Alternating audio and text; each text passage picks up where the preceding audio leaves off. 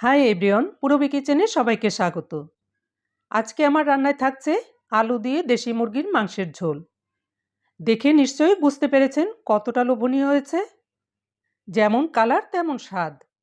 তাই আজকে আমি দেখাবো সাধারণ কিছু মশলা ব্যবহার করে এত সুন্দর কালার এবং অসাধারণ স্বাদে এই মুরগির ঝোলটা কিভাবে বাসায় রান্না করতে পারবেন, এবং তার সঙ্গে ছোটোখাটো কিছু টিপসও শেয়ার করব।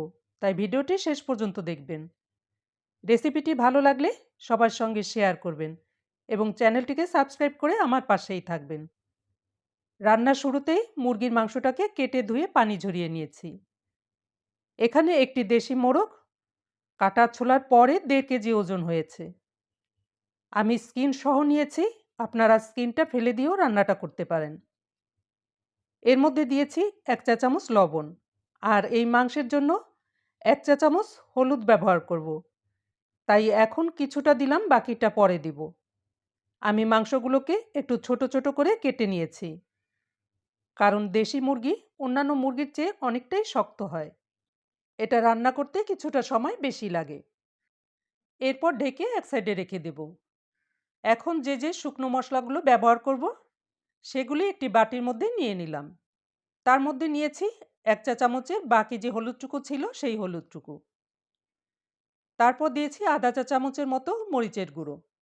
ঝালটা আপনাদের পছন্দ মতো দিবেন। 1 চা চামচ জিরে গুঁড়ো, 1 চা চামচ ধনিয়া গুঁড়ো, 1 চা চামচ কাশ্মীরি লঙ্কার গুঁড়ো। এই লঙ্কার গুঁড়োটায় ঝাল নাই, শুধু রঙের কাজ করবে। আপনাদের কাছে না থাকলে না দিলেও চলবে। এরপরে এগুলিকে সামান্য পানি দিয়ে একটি পেস্ট তৈরি করে নিতে হবে। আগের দিনে বাটা মশলা দিয়ে রান্না করলে খেতে অনেক টেস্ট হতো, তাই এভাবে পেস্টটা বানিয়ে নিলে অনেকটাই বাটার মতো কাজ করবে। তারপর নিয়েছি দুটো আলু। আলু দুটোকে এভাবে কেটে নিয়েছি। তারপরে পানির মধ্যে দিয়ে ভালো করে ধুয়ে ভেজে নেব। তার জন্য চুলায় একটি কড়াইয়ের মধ্যে সামান্য তেল গরম করে আলুগুলোকে দিয়ে দিয়েছি। এর মধ্যে সামান্য লবণ, সামান্য হলুদের গুঁড়ো দিয়ে নেড়েচেড়ে ভেজে নেব। চুলার জালটাকে মিডিয়ামে রেখে এগুলোকে ভেজে নিয়েছি। 2-3 মিনিট ভাজার পরে আলুগুলোকে তেল থেকে তুলে নিয়েছি। এখন মাংস রান্নাটা শুরু করব। তার জন্য এই তেলের মধ্যে আরও 1/4 কাপ সরিষার তেল দিয়ে দিলাম। তেলটা গরম হলে এর মধ্যে দিয়েছি 1 ইঞ্চি পরিমাণ 2 টুকরো দারচিনি, 4টি থেতো করা এলাচ, 3-4টি লং। এগুলোকে কয়েক সেকেন্ড নেড়েচেড়ে দিয়েছি আধা কাপ পেঁয়াজ কুচি। পেঁয়াজগুলোকে কিছুটা নরম হওয়া পর্যন্ত ভেজে নেব। আমি আজকে এই মাংস রান্নাটা সরিষার তেলে করব। এতে করে অনেক টেস্ট হয়। আপনারা সয়াবিন তেল দিয়েও করতে পারেন। এছাড়া সয়াবিন তেল, সরিষার তেল দুটো দিয়েও মিলিয়ে করতে পারেন। পেঁয়াজগুলো যখন ঠিক এরকম নরম হবে তখন এর মধ্যে দিয়েছি 1 টেবিল চামচ পেঁয়াজ বাটা, 1 টেবিল চামচ রসুন বাটা, 1 টেবিল চামচ আদা বাটা। এগুলোকে কষিয়ে নিতে হবে মশলার কাঁচা গন্ধটা যাওয়া পর্যন্ত। মশলা কষানোর সময় চুলার জালটাকে লো ফ্লেমে রেখে মশলাটা কষিয়ে নিতে হবে। সময়টা হয়তো একটু বেশি লাগবে, কিন্তু ভীষণ স্বাদ হয় খেতে। মশলাটা কষাতে 2 মিনিটের মতো সময় লেগেছে। এরপর এর মধ্যে দিয়েছি মুরগির মাংস। এই সময় চুলার জালটাকে মিডিয়ামে রেখে মাংসগুলোকে মশলার সঙ্গে মিশিয়ে নিয়ে 2 মিনিট কষিয়ে নেব। এরপর দিয়েছি পানি দিয়ে তৈরি করা মশলার পেস্ট, দিয়েছি একটি তেজপাতা, আর মশলার বাটিটা ধুয়ে সামান্য পানি এর মধ্যে দিয়ে দিলাম। এরপর সব কিছু একসঙ্গে ভালো করে মিশিয়ে নিতে হবে। ভালো করে মিশিয়ে নেবার পরে ঢাকনা দিয়ে ঢেকে রান্না করে নেব। 5 মিনিট পরে ঢাকনাটা তুলে নিলাম। দেখুন মাংসর থেকে কতটা পানি ছেড়েছে। এই পানি দিয়ে মাংসটাকে ভালো করে কষিয়ে নিতে হবে এবং মাঝে মাঝে ঢাকনা তুলে নেড়ে দিতে হবে যেন নিচে লেগে না যায়। চুলার জালটাকে মিডিয়ামে রেখেই মাংসটাকে কষিয়ে নেব। এরপর আবারও ঢেকে দিয়েছি। প্রায় 10 মিনিট পরে ঢাকনাটা তুলে মাংসটা দেখে নিচ্ছি। মাঝে আমি আরও একবার নেড়ে দিয়েছিলাম।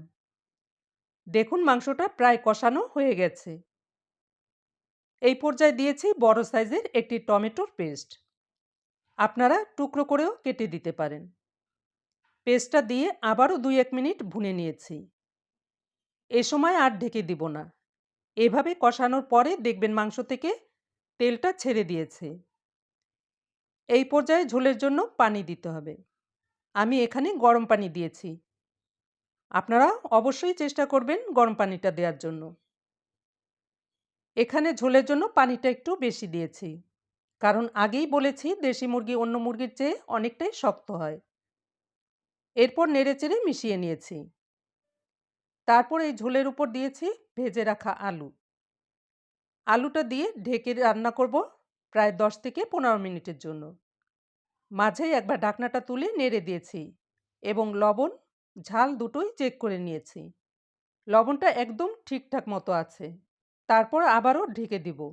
এই ফাঁকে রান্নার শেষে একটি স্পেশাল মশলা ব্যবহার করব। তাই চুলায় একটি কড়াই বসিয়ে এর মধ্যে দিয়েছি 1 টেবিল চামচ সরিষার তেল। তেলটা গরম হলে এর মধ্যে দিয়েছি ছোট সাইজের একটি পেঁয়াজ কুচি। পেঁয়াজটা একটু নরম করে ভেজে নিতে হবে। তারপর দিয়েছি আধা চা চামচ গোটা জিরে আর দিয়েছি 8-10টি গোলমরিচ। এগুলো কয়েক সেকেন্ড ভেজে নেব, এর থেকে বেশি ভাজবো না। বেশি ভাজা হয়ে গেলে মশলাটা তেতো হয়ে যাবে। ভাজা হলে চুলা থেকে নামিয়ে ঠান্ডা করে বেটে নিতে হবে। 10-15 মিনিট হয়ে গেছে মাংস রান্নাটা। এরপর ঢাকনাটা তুলে নিলাম। দেখুন ঝোলটা অনেকটাই কমে গেছে আর এখনই কত সুন্দর লাগছে। এই পর্যায়ে দিয়েছি সেই স্পেশাল মশলাটা। মশলাটা আগে ঝোলের মধ্যে মিশিয়ে দিতে হবে, তারপরে মাংসের সঙ্গে মিশিয়ে দিয়েছি। এই মশলাটা দেওয়ার জন্য মাংসের স্বাদটা দ্বিগুণ বেড়ে গেছে। এছাড়া এই মাংস রান্নাটা মিষ্টি একটা গন্ধ সারা ঘরে ছড়িয়ে গেছে। আপনারা এভাবে রান্না করলেই বুঝতে পারবেন। এরপরে চুলার জালটাকে লো ফ্লেমে রেখে ঢাকনাটা দিয়ে ঢেকে রাখবো আরও 2 মিনিটের মতো। 2 মিনিট পরে দেখুন একবার, দেখতে যেমন সুন্দর হয়েছে, খেতেও ভীষণ মজার। এরপর চুলার জালটাকে বন্ধ করে কয়েক মিনিট এভাবে ঢেকে রাখবো, তারপরে পরিবেশন করতে হবে। কয়েক মিনিট পরে দেখুন কতটা লোভনীয় হয়েছে। আমি পাতলা ঝোল করেছি, আপনারা ঝোলটা কমিয়েও নিতে পারেন। এভাবে রান্না করে গরম গরম ভাত, পোলাও, রুটি, পরোটা সব কিছুর সঙ্গে খাওয়া যায়। তাই অবশ্যই ট্রাই করবেন। সামনে ঈদ আসছে। ঈদেও এই রান্নাটা করলে সবাই দেখবেন অনেক পছন্দ করবে। তাহলে পরবর্তী রেসিপি দেখার আমন্ত্রণ জানিয়ে এবার রাখছি। Good bye.